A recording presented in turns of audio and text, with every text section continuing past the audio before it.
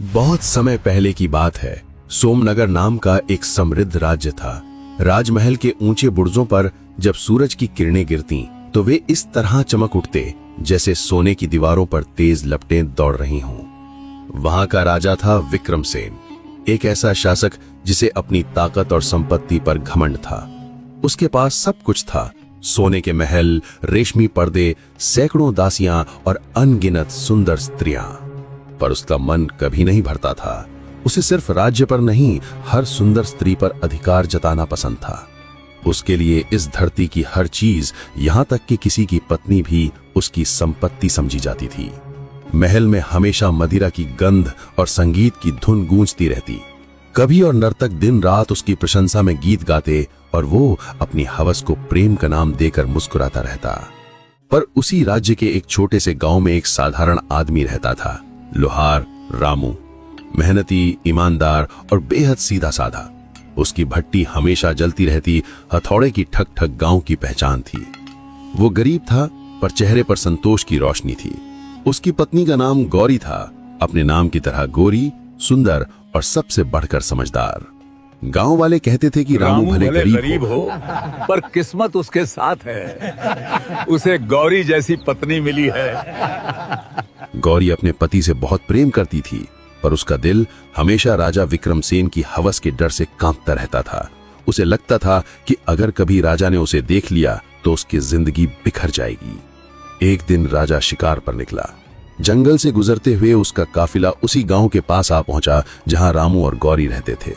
राजा को प्यास लगी तो पास के कुएं पर रुका और पानी पिया। संयोग से वहीं गौरी भी पानी भरने आई थी। जैसे ही राजा की नजर उस पर पड़ी, उसकी सांस थम गई। गौरी का चेहरा पसीने से भीगा था, पर उसमें एक अनोखी मासूम चमक थी। बालों से गिरती बूंदें सूरज की रोशनी में मोती जैसी चमक रही थीं। राजा के दिल में एक ही ख्याल उठा, ऐसी सुंदरता मेरे महल में होनी चाहिए। उसने अपने सैनिक को इशारा किया और पूछा, ये स्त्री कौन है? सिपाही ने झुककर कहा, महाराज, ये लोहार रामू की पत्नी है। राजा के चेहरे पर तुरंत एक शैतानी मुस्कान फैल गई। उसने धीमे से कहा, लोहार की पत्नी? तो अब लोहार को राजा का मेहमान बनना ही होगा। उसी शाम पूरे गांव में हड़कंप मच गया। महल से सिपाही आए और ऊंची आवाज में घोषणा की, राजा विक्रमसेन का आदेश है, लोहार रामू कल दरबार में उपस्थित हो, उसे विशेष इनाम दिया जाएगा। ये सुनते ही रामू का दिल धड़क उठा। उसने तो कभी महल का मुंह भी नहीं देखा था। गौरी ने उसके चेहरे पर डर पढ़ लिया और हल्के से मुस्कुराई। डरो मत रामू, शायद ये तुम्हारी मेहनत का फल हो। लेकिन अंदर से उसका दिल कांप रहा था। उसे पता था राजा की आंखों में जो चमक थी वो प्रशंसा की नहीं, वासनापन की आग थी। वो पूरी रात जागती रही, डरते डरते। अगले दिन रामू नए कपड़े पहनकर कांपते कदमों से दरबार पहुंचा। राजा अपने भव्य सिंहासन पर बैठा था। चारों ओर सैनिक और मंत्री खड़े थे। राजा मुस्कुराया, रामू, सुना है तू बहुत मेहनती लोहार है, तेरे हाथों में कमाल है। रामू ने झुककर कहा, महाराज, ये सब आपकी कृपा है। फिर राजा ने अपनी असली चाल चली। मैं चाहता हूं तू मेरे लिए एक खास तलवार बनाए, ऐसी तलवार जिसमें कभी जंग न लगे और जिसकी धार कभी कुंद न हो। रामू ने सिर झुकाकर कहा, जैसा आदेश महाराज। राजा ने सोना चांदी उसके हाथ में रख दिया और बोला, पर ध्यान रखना, जब तक तलवार तैयार न हो जाए तू दरबार के पास ही रहेगा। अनजाने में रामू ने हां कर दी। राजा की योजना साफ थी, रामू को कैद रखो और गौरी तक रास्ता खुला रहे। उस रात राजा ने अपने खास सैनिकों से कहा, कल रात गांव जाओ और उस लोहार की पत्नी को महल में ले आओ। कहना, राजा ने इनाम के लिए बुलाया है। लेकिन राजा ये भूल गया था कि गौरी सिर्फ सुंदर नहीं, बेहद चालाक भी थी। रात में सैनिक आए, पर गौरी ने उन्हें दूर से ही देख लिया। उसने तुरंत दरवाजे के पास जल रही मिट्टी के तेल की लौ बुझा दी और खुद पर्दे के पीछे छिप गई। सैनिकों ने दरवाजा खटखटाया। राजा का आदेश है, हमारे साथ चलो। गौरी ने अंदर से आवाज बदलकर पूछा, राजा ने क्या कहा? कैसा इनाम? एक सिपाही बोला। तेरे पति के काम से खुश होकर राजा ने तुझे महल में बुलाया है। गौरी ने हल्की आवाज में कहा। ठीक है, मैं चलूंगी, पर पहले मेरी एक शर्त है। सैनिक हैरान रह गए। कैसी शर्त? गौरी ने कहा। मैं राजा के दरबार में वैसे ही जाऊंगी जैसे कोई रानी जाती है, पूरे श्रृंगार में, लाल जोड़े में, और अपनी चुनरी से चेहरा ढंक कर कल सूर्योदय होते ही आ जाऊंगी। सैनिकों ने सोचा ये कोई बड़ी बात नहीं, हाँ कहकर लौट गए। पर उसी रात गौरी ने अपनी एक अद्भुत योजना रची। सुबह होने से पहले वो अपनी पड़ोसन एक लगभग अंधी वृद्धा के पास गई और विनती करने लगी। माँ, राजा ने मुझे बुलाया है, पर मैं डरती हूँ। तुम मेरी जगह ये लाल जोड़ा पहन लो, बाकी मैं संभाल लूंगी। बूढ़ी औरत ने हंसकर कहा। बेटी, तेरी बुद्धि तो किसी रानी जैसी है। चल, मैं तेरे लिए ये कर दूंगी। सुबह जब सैनिक आए तो उन्होंने चेहरा ढके हुए लाल जोड़े में बैठी वृद्धा को गौरी समझ लिया। पालकी में बिठाकर वे उसे महल ले गए। राजा ने जब पालकी से उतरती स्त्री को देखा तो मुस्कुरा उठा और कह गया, आओ गौरी, आज से तुम मेरी रानी हो। पर जैसे ही उसने घूंघट उठाया, सामने झुर्रियां भरा चेहरा और बिना दांतों वाली मुस्कान थी। राजा की आंखें चौड़ी रह गईं। दरबार ठहाकों से गूंज उठा। शर्म और गुस्से के मिश्रित भाव से राजा कांप उठा। उसने गरज कर पूछा, ये धोखा किसने किया? वृद्धा कांपती आवाज में बोली, महाराज, आपकी रानी अभी गांव में है। उसने कहा थी मैं आकर आपको नमस्कार कर दूं। राजा तुरंत समझ गया कि उसे एक चतुर स्त्री ने चकमा दे दिया। रात होते ही गुस्सा उबल पड़ा। उसने अपने कक्ष में रखी कीमती चीजें तोड़ दी। उसका घमंड चूर चूर हो गया। अब वो न केवल अपमानित था, बल्कि प्रतिशोध की आग से जल रहा था। उसने तुरंत अपने मंत्री बुद्धिसेन को बुलाया। गरजते हुए कहा, उस औरत ने मेरा अपमान किया है। मैं उसे तड़पता हुआ देखना चाहता हूँ।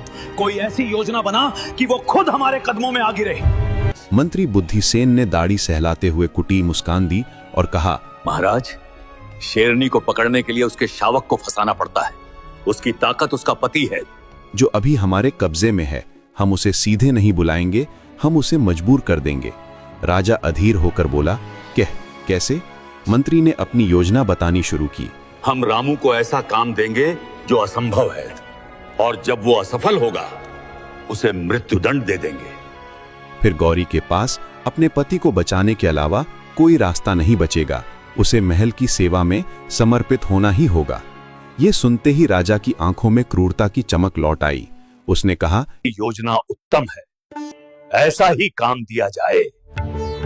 अगली सुबह रामू, जिसे अब तक शाही मेहमान की तरह रखा गया था, जंजीरों में जकड़कर राजा के सामने खड़ा किया गया। राजा ने एक पत्थर की विशाल शिला की ओर इशारा किया और कहा, लोहार, तेरी कारीगरी की बहुत तारीफ सुनी है। अब तुझे असली परीक्षा देनी होगी। इस पत्थर से लोहे जैसा खींचकर एक पतली लचीली रस्सी बना दे, ऐसी रस्सी जिसमें गांठ भी लगाई जा सके। इसके लिए तुझे 7 दिन का समय देता हूँ। अगर तू सफल हुआ तो तुझे मुहमांगा इनाम मिलेगा, और अगर नहीं तो तेरा सिर धड़ से अलग कर दिया जाएगा। ये सुनकर रामू के पैरों तले जमीन खिसक गई। पत्थर से रस्सी बनाना ये असंभव था। वो बेचैन होकर बुरा सा बोला, महाराज, ये अन्याय है। पत्थर से रस्सी कौन बना सकता है? राजा दहाड़ा, चुप रहो। राजा का आदेश अंतिम होता है। ले जाओ इसे। सैनिकों ने रामू को घसीटते हुए एक अंधेरी कोठरी में डाल दिया और उसी कोठरी में वो विशाल पत्थर भी पटक दिया गया। रामू के होश पछड़े। अब उसे स्पष्ट हो गया था कि ये तलवार बनाने का बहाना नहीं, बल्कि वो और गौरी दोनों को फंसाने का भयंकर जाल था। उसी दिन महल से एक संदेश गौरी के पास भेजा गया। संदेश में लिखा था, तुम्हारे पति को एक विशेष कार्य दिया गया है। यदि वो 7 दिनों में पत्थर की रस्सी नहीं बना सका तो उसे मौत की सजा दे दी जाएगी। हाँ, पर यदि तुम राजा की सेवा में महल आने के लिए तैयार हो तो तुम्हारे पति की जान बख्श दी जा सकती है। ये शब्द गौरी के कानों में ऐसे गिरे जैसे पिघला हुआ शीशा। उसे समझ आ गया, अब राजा किसी भी हद तक जा सकता है। रामू कोठरी में निराशा और चिंता में डूबा था। उसे भरोसा था कि गौरी कुछ भी कर सकती है, शायद राजा के सामने झुक भी जाए, पर वो नहीं चाहता था कि गौरी कोई मूर्खतापूर्ण कदम उठाए। कोठरी में रामू ने देखा कि एक छोटा सा रोशनदान है जहां हर सुबह एक कबूतर आकर बैठता था। रामू ने अपनी फटी कमीज का एक धागा निकाला और कोयले के टुकड़े से उस पर लिखा, प्रिय गौरी, पत्थर की रस्सी मेरे भाग्य में है, पर तुम राजा की जंजीर मत बनना। मेरा अंत ही इस कहानी का अंत नहीं है, तुम चिंता मत करना। उस धागे को उसने सावधानी से कबूतर के पैर में बांधा। वो कबूतर अक्सर उसी दिशा में उड़ता था जहां उनका गांव था। ये एक जुआ था, पर यही उसकी एकमात्र आशा बची थी। 3 दिन तक गौरी बेचैनी में घुटती रही। सोचा क्या करूं? उसे अपनी बुद्धि और राजा की क्रूरता के बीच कोई रास्ता निकालना था। चौथे दिन सुबह जब वो आंगन में बैठी थी तो वही कबूतर आकर उसके पास रुक गया। गौरी ने उसके पैर में बंधा धागा देखा, कांपते हाथों से खोला और रामू का संदेश पढ़ा। पढ़ते ही आंखों से आंसू निकल आए, पर अगले ही पल उसके चेहरे पर एक ठोस निश्चय उतर आया। रामू ने उसे रास्ता दिखा दिया था। अब उसे सिर्फ पति को बचाना ही नहीं था, उसे राजा की अकड़ भी तो तोड़नी थी। ये लड़ाई अब एक पति पत्नी की नहीं, न्याय और अन्याय की लड़ाई बन चुकी थी। उसने मन ही मन कहा, विक्रमसेन, तुमने पत्थर की रस्सी मांगी है, मैं तुम्हें ऐसी रस्सी दूंगी जिसे तुम जिंदगी भर नहीं भूलोगे। फिर वो उठी और सीधे गांव के मुखिया और अन्य सम्मानित बुजुर्गों के पास चली गई। उसके मन में एक ऐसी योजना पनपी थी जो या तो रामू और उसे बचा सकती थी या पूरे गांव को राजा के क्रोध के हवाले कर सकती थी। जब गौरी मुखिया और 5 सबसे माननीय बुजुर्गों की चौपाल पर पहुंची तो उसके चेहरे पर भय न था, बल्कि शांत आत्मविश्वास था। बुजुर्गों ने राजा के संदेश की बात सुनी तो सन्न रह गए। मुखिया ने घबरा कर कहा, बेटी, ये तो बड़ा अनर्थ है। राजा से बैर लेकर हम सब मारे जाएंगे, वो पूरे गांव को उजाड़ देगा। गौरी ने सिर झुकाकर कहा, मैं आपसे राजे से लड़ने की बात करने नहीं आई। मैं जानना चाहती हूँ कि न्याय मांगने का सही तरीका क्या है। हमारा धर्म कहता है कि राजा की आज्ञा का पालन प्रजा का कर्तव्य है ना? सब ने सहमति में सिर हिलाया। गौरी ने अपनी बात जारी रखी, मेरे पति रामू ने राजा की सेवा करने की ठानी है। वो दिन रात पत्थर की रस्सी बनाने में लगा रहेगा, पर एक समस्या है। एक बुजुर्ग ने पूछा, कौन सी समस्या? गौरी ने मासूमियत से कहा, रामू एक साधारण लोहार है। उसने अपना जीवन लोहा देखा, उसे गलाया और उसे आकार दिया है। उसने कभी पत्थर की रस्सी नहीं देखी। वो नहीं जानता कैसी होती है। राजा के लिए गलत चीज बनाकर उनका अपमान नहीं करना चाहता। मुखिया उलझन में बोला, तो अब तुम कहना क्या चाहती हो? गौरी ने अपनी योजना का अंतिम पत्ता खोल दिया। हम सब मिलकर राजा को एक विनम्र पत्र भेजेंगे और कहेंगे, महाराज, हमारा लोहार आपकी आज्ञा पूरी करने को तैयार है, पर वो सर्वश्रेष्ठ वस्तु बनाना चाहता है। कृपा करके शाही खजाने से पत्थर की रस्सी का छोटा नमूना भेज दें। बस 1 हाथ लंबा टुकड़ा ही काफी होगा, ताकि रामू उसे देखकर हूबहू वैसे ही रस्सी बना दे। चौपाल में सन्नाटा छा गया। फिर एक बुजुर्ग के चेहरे पर मुस्कान आई और देखते ही देखते सबके चेहरे खिल उठे। मुखिया खड़े हुआ, गौरी के सिर पर हाथ रखा और बोला, बेटी, आज तुमने साबित कर दिया कि असली ताकत तलवार में नहीं, बुद्धि में होती है। हम तुम्हारे साथ हैं। 2 दिन बाद राजा विक्रमसेन अपने खचाखच भरे दरबार में बैठा था। वह मंत्रियों के साथ डींगे मार रहा था। सुन रहे हो ना तुम सब? बस 2 दिन और उस लोहार का सिर धड़ से अलग कर दूंगा और उसकी पत्नी खुद मेरे पैरों पर आकर गिरेगी। दरबारी उसकी हां में हां मिला रहे थे। तब एक हरकारा गांव से पत्र लेकर आया। राजा हंसते हुए पत्र उठाकर जोर जोर से पढ़ने लगा ताकि सभी उसकी जीत का तमाशा देख सकें। आदरणीय महाराज विक्रमसेन, सोमनगर की प्रजा आपके चरणों में प्रणाम करती है। आपके आदेशानुसार आपका सेवक लोहार रामू पत्थर की रस्सी बनाने के लिए पूरी तरह तैयार है। वो आपके लिए दुनिया की सबसे उत्तम रस्सी बनाना चाहता है। पर एक छोटी सी विनती है, हमारे गांव में किसी ने आज तक पत्थर की रस्सी नहीं देखी। अतः कृपा कर आप अपनी शाही कार्यशाला से उस रस्सी का एक पुराना नमूना भेज दें। आपका सेवक उसे देखकर आपकी इच्छा के अनुसार नई रस्सी बना देगा। हमें विश्वास है